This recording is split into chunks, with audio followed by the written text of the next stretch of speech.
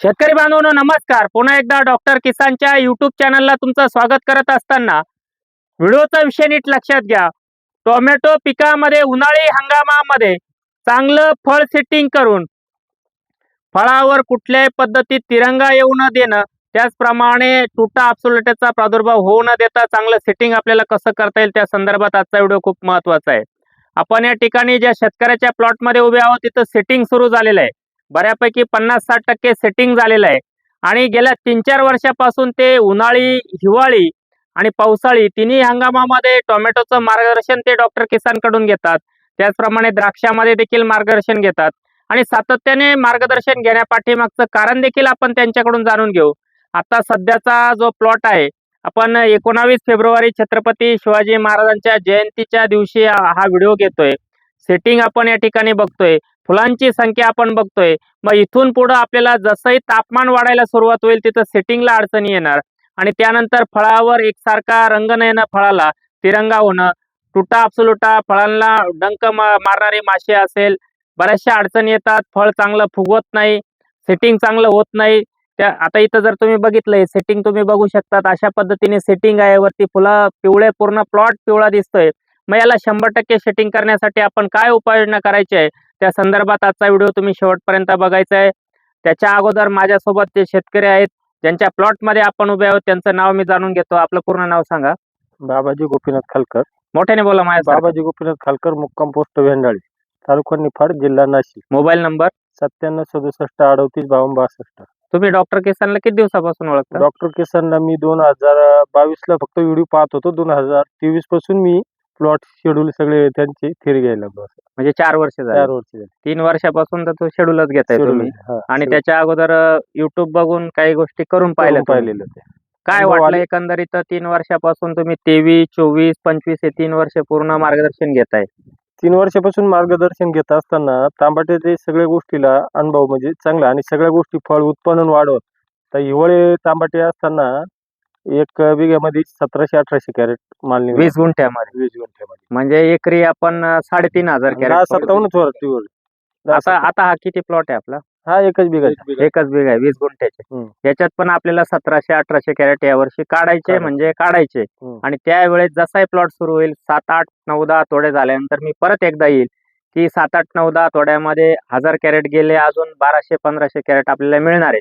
त्या संदर्भात एक वेगळा व्हिडिओ आपण घेऊच.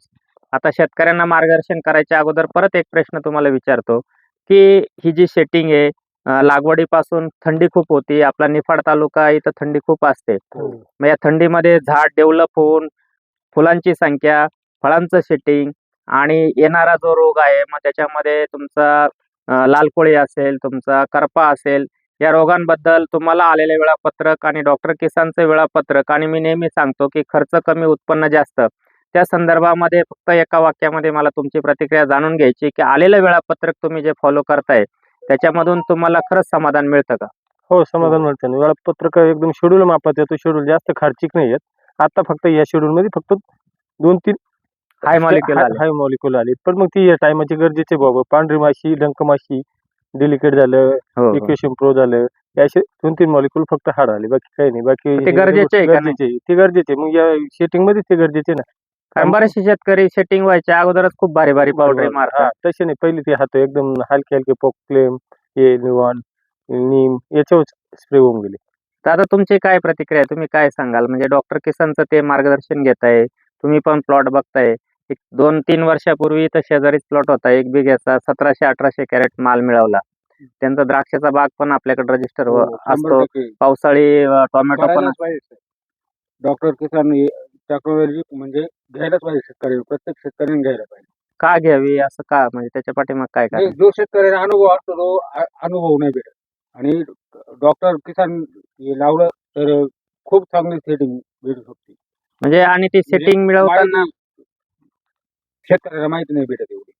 शेतकरी काय करतो, XYZ कृषी केंद्रात जातो काहीतरी, मग तिथं शेतकऱ्याची थोडीशी शेतकऱ्याला समजत नाही की कोणत्या वेळेस कृषी केंद्राच्या कोणता हात कोणत्या टायमिंग गेला पाहिजे हे नाही समजत. तर त्या म्हणजे त्या आधीच मारून जात्या, मागून ते होतं. असं काही पहिल्या दिसले आळ्या दिसली म्हणून डेलिकेट आधीच पडून जातं, नंतर ते काम करीत शेड्यूल त्या प्रमाणात चाललं म्हणजे ती बरोबर सगळ्या गोष्टी टायमिंग होत राहते. नक्कीच शेतकरी बांधवांनो, जिथं जिथं उन्हाळी हंगामातील फेब्रुवारीमध्ये जे प्लॉट आता सेटिंगला आहे, त्या प्लॉटांसाठी पुढे जाऊन आपल्याला तिरंगा येऊ द्यायचा नाही.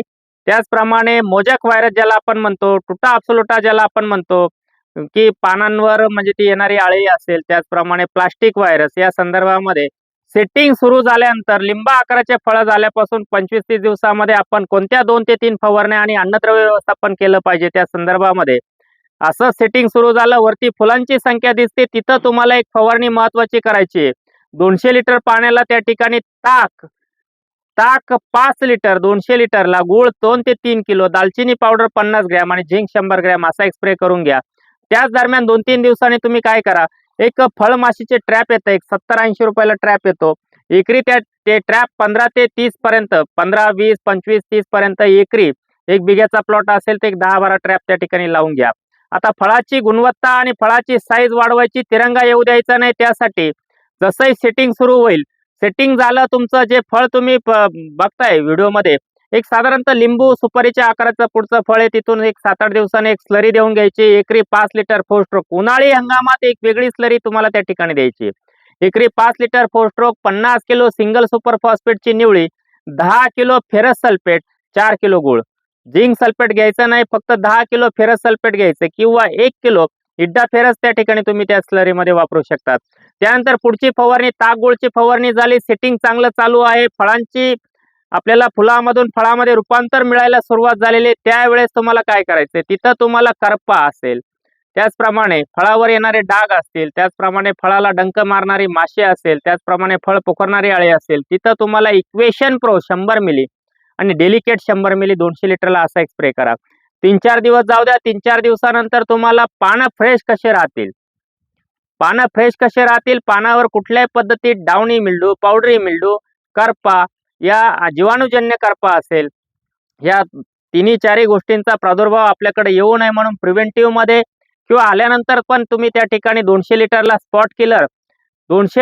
स्पॉट किलर मी पावसाळी हंगामात 250 मिली सांगतो, उन्हाळी हंगामामध्ये 200 लिटरला 500 मिली स्पॉट किलर Z78 500 ग्रॅम असा एक स्प्रे तुम्ही त्या ठिकाणी करून घ्या. 2-3 दिवस जाऊ द्या. 2-3 दिवसानंतर पुढचा स्प्रे घेत असताना बऱ्यापैकी तुमचं सेटिंग 100% झालेलं आहे. 100% सेटिंग झालेलं आहे. प्लॉट 20 ते 22-25 दिवसामध्ये सुरू होणार आहे. त्याच्या अगोदर तुम्हाला मी जो सांगितला इक्वेशन प्रो डेलिकेट्स आलं, त्यानंतर 3-4 दिवस गॅप गेला, स्पॉट किलर 500 मिली Z78 500 ग्रॅम हा स्प्रे झाला. त्यानंतर ड्रिप मधून तुम्हाला द्यायचं एकरी, नीट लक्षात घ्या, स्लरी तुम्हाला मी सांगितली, फेरस सल्फेट तुम्हाला त्या ठिकाणी सिंगल सुपर फॉस्फेटच्या निवळी बरोबर 4 स्ट्रोक बरोबर फेरस सल्फेट 10 किलो तुम्हाला घ्यायचंय गुळासोबत. ती स्लरी दिली तुम्ही, फळ फुगायला लागलं. आता आपल्याला पाना शेवटपर्यंत टिकायचे, वरती शेंडा सुरू ठेवायचा, तारीपर्यंत आपण जे हे स्ट्रक्चर आहे इथपर्यंत शेंडा आला पाहिजे. आणि हा शेंडा आणताना ह्या ज्या गोष्टी आहेत, हे जे पिवळेपणा म्हणजे फुलं दिसत आहेत, हे पूर्ण सेट झाले पाहिजे. जसा हा पंजाचे पंजा सेट होते, हे बघा, हे पंजाचे पंजे सेट होत आहे, तसंच वरती हे फुलं लागले, हे सेट झाले पाहिजे. त्यासाठी पुढे जाऊन तुम्हाला एक नाग अळीचा प्रादुर्भाव होता कामा नये, फुलाचं फळामध्ये रूपांतर झालंच पाहिजे. त्यासाठी 11-44-11 500 ग्रॅम, डार्मोलिन व्हेजिटेटिव्ह 500 ग्रॅम आणि झेडलेक्स 250 मिली असा एक स्प्रे केल्यानंतर जशी तुम्ही स्लरी देता, स्लरी नंतर 9 ते 10 दिवसांनी जमिनीतून एकरी 1 लिटर टेक्केल 5 किलो कॅल्शियम नायट्रेट देऊन घ्यायचंय. त्यानंतर तुम्हाला स्पॉट किलर 22 किंवा Z78चा स्प्रे झाला, परत 3-4 दिवस जाऊ द्या. एक चांगला कीटकनाशकचा स्प्रे करत असताना आपला प्लॉट आता फळं तुमचे जवळजवळ 25-30 mm साईजचे आहे. म्हणजे थोडक्यात तुम्हाला दाखवतो, हे जे खाली फळ आहे, हे बघा, हे खाली फळ आहे, अशा फळाचा आकार झाला. तिथं तुम्हाला काय करायचंय, आता पूर्ण पंजा सेट होतं, हे सगळं बघा तुम्ही, आतमध्ये फळ तुम्ही बघू शकता, हे बघा, असा पंजा सेट आहे, हा पंजा पूर्ण सेट आहे. अशा फळाचा आकार झाला, त्यावेळेस तुम्हाला द्यायचंय वायोगो 200 लिटरला 80 मिली, वायोगो 200 लिटरला 80 मिली आणि मोएंटो ओडी 200 मिली असा एक स्प्रे तुम्हाला त्या ठिकाणी करणं का गरजेचं आहे, की टुटा अब्सोल्युटा असेल, फळांना डंक मारणारी माशी असेल, ती तुमच्याकडे येणार नाही. आणि दुसरी एक महत्वाची गोष्ट, तुमच्या फळांना एकसारखा आकर्षक रंग, कारण तिथं सकिंग पेटचा प्रादुर्भाव तुमच्याकडे होणार नाही.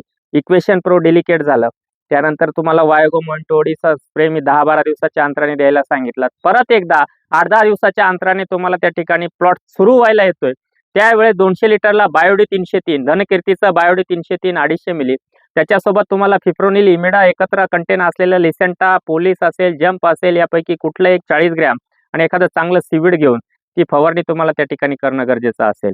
आता अंतिम टप्प्यामध्ये फळ फुगवायचा काळ सुरू झालेला आहे. आपला प्लॉट 8-10 दिवसात सुरू होणार आहे. त्यावेळेस तुम्हाला तिरंगा होऊ नये, एकसारखा रंग मिळावा, वाढलेल्या टेम्परेचरमध्ये चट्टे पडू नये. त्या ठिकाणी जमिनीच्या माध्यमातून एकरी 1 litre sugar star, 5 kilo PMS आणि वरतून फवारणी घेत असताना अगदी सोपी फवारणी त्या ठिकाणी तुम्हाला घ्यायची. तिथं तुम्हाला सिलिकॉनचा वापर करायचा आहे. चांगल्या दर्जाचं सिलिकॉन तुम्ही 200, 250 ग्रॅम, 500 ग्रॅम जे सिलिकॉन तुम्हाला चांगल्या दर्जाचं मिळेल त्याचा वापर त्या ठिकाणी मॅग्नेशियम सल्फेट बरोबर तुम्हाला त्या ठिकाणी करून घ्यायचं आहे. मॅग्नेशियम सल्फेट 2, 2.5, 3 ग्रॅम पर्यंत तुम्ही वापरू शकतात. त्याच्यात एखादं चांगलं मायक्रोन्यूटनचा वापर त्या ठिकाणी करू शकतात. खालकर साहेब एक शेवटचा प्रश्न विचारतो व्हिडिओचा शेवट करायच्या अगोदर. का तुम्ही गेल्या 3-4 वर्षापासून टोमॅटोचं तिन्ही हंगामामध्ये मार्गदर्शन घेतायत? प्लॉट रजिस्टर करता, डॉक्टर किसानची रितसर फी भरतात, पण गेल्या 1-1.5 वर्षापासून मला येणं झालं नाही. एकंदरीत तुमच्याकडून मला एक वाक्य जाणून घ्यायचंय की मी जरी आलो नाही तरी तुम्ही डॉक्टर किसानकडेच प्लॉट का रजिस्टर करता? नाही, बघ सगळ्या प्लॉटच्या सगळ्या गोष्टी अनुभवून पाहिले, पण मग डॉक्टर किसन जे शेड्यूल आणि जो खर्चिक आणि जी बनतंय ती बनतंय बागाचं पाहिले. आता यावर्षी समजा घेतला असता बागा शेड्यूल तर थोडं आर्थिक कारणामुळे थोडी मला नाही रजिस्टर करता, पण मग तो पण एकदम भारी झाला. म्हणजे एकंदरीत मला एकच म्हणजे तुम्ही जे सांगताय ठीक आहे, फोन 2 मिनिटं कट करा. मला एकच वाक्य जाणून घ्यायचंय की डॉक्टर किसानचं वेळापत्रक आणि डॉक्टर किसानचं मार्गदर्शन खरोखर चांगलं आहे का? हो, चांगले मार्गदर्शन चांगले आहे. वेळापत्रक सुद्धा शेड्यूल मस्त आहे आणि कुठलीच अडचण येत नाही. टायमिंग त्याशिवाय परत अडचण आपल्याला वाटतं भाऊ हे शेड्यूल असं की वातावरण बदललं, फोन केला तरी सर तुम्ही फोन उचललीत आहे एवढं. कधी उचललं नाही तर कॉल बॅक होतो. नाही तरी पण मग ती परत रिटर्न करतात बा तुम्ही, असं आहे. नक्की शेतकरी बांधवांनो, मेसेज पाठवला तरी रिप्लाय येतोय. शेतकरी बांधवांनो, हीच शेतकऱ्याची प्रतिक्रिया तुमच्यापर्यंत पाठवण्यासाठी रोज काही ना काही वेगवेगळा व्हिडिओ तुमच्यासाठी मी देत असतो आणि ते देतच राहील. जोपर्यंत जीवात जीव डॉक्टर किसानच्या टीम मध्ये आहे, माझ्यामध्ये आहे, तोपर्यंत शेतकऱ्याचं हित, शेतकऱ्याचं कल्याण, शेतकऱ्याला कसं सदन करायचं हा एक उद्देश घेऊन त्याचा उत्पादन खर्च कमी करून त्याच्या जमिनीची चांगल्या पद्धतीमध्ये न्यूट्रल त्या ठिकाणी ऑर्गॅनिक कार्बन कसा वाढवता येईल, जमीन पैलवान कशी करता येईल, त्या संदर्भात डॉक्टर किसान सातत्याने काम करतच राहील. म्हणून आजचा व्हिडिओ तुम्हाला आवडला असेल तर व्हिडिओला लाईक आणि शेअर करायला विसरू नका. चॅनलला प्रथम आला असाल चॅनलला सबस्क्राईब करा, व्हिडिओला लाईक करा, शेअर करा. धन्यवाद.